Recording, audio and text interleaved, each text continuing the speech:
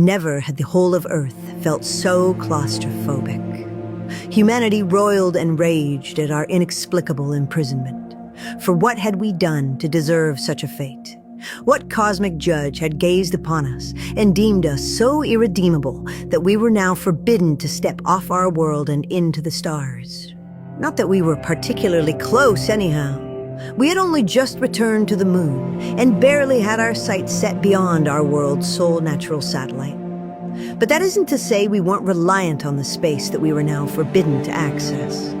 As the imprisoning field formed overhead, we found ourselves cut off from the satellite network that had become so vitally important in our globalized society.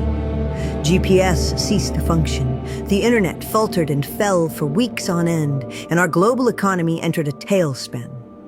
The only thing that stopped our civilization from plunging back into the Stone Ages were the years we had spent creating ground-based backups for the most important satellite networks, all of which came online in relatively short order. Regardless, the collective shock was still enough to turn every man, woman, and child firmly in favor of more aggressive action against the Pillars. Where the strongest alliances and most advanced nations had previously exercised restraint, they now showed only vicious ill will toward the towering disruptors. All manner of offensive techniques were unleashed upon the Pillars, from the overt to the subtle, and the archaic to the advanced. Yet, once again, nothing we could muster was capable of inflicting so much as a scratch upon their surfaces. The Pillars stood, tall, strong, and silent, completely unbothered by mankind's collective tantrum.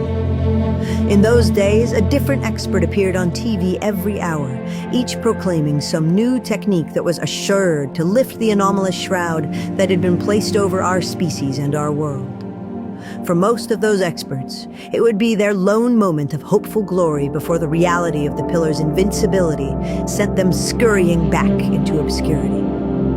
With nothing left to do but fume, the world's nations ceased active efforts to destroy the Pillars and focused their quiet rage into research. The advances in material science that blossomed from those feverish 5 months are still paying dividends to this day. Then, without warning, another great change rolled over our heads. This one also unpredicted, given the complete loss of our satellites. It was a solar storm of unfathomable magnitude, washing over the Earth like a tidal wave for nearly an entire month. Brilliant auroras saturated the whole of both the night and day skies, from the poles all the way down to the equator. Such a sustained fit of fury from our star had never been recorded. Experts were certain that it would have stripped our atmosphere and sterilized the surface of the Earth, were it not for the shield generated by the Pillars, a curse now plainly revealed as a blessing. Then, as the solar storm faded and our skies at last returned to normal, the shield disappeared too, retreating across the heavens and back into the towers from whence it came. Once they'd collected their power, the Pillars themselves began to depart, each one lifting out of the ground and into the air as silently and slowly as when they first arrived. Some people laughed, others cried, but most just stared. All we could do was look on in utter bewilderment at our silent protectors, rising into space and vanishing into the dark between the stars, never to be seen by mankind again. Thanks for tuning in to the tale of The Pillars. If you want more archive, consider becoming an archive member to unlock exclusive stories, images, behind-the-scenes content, and more.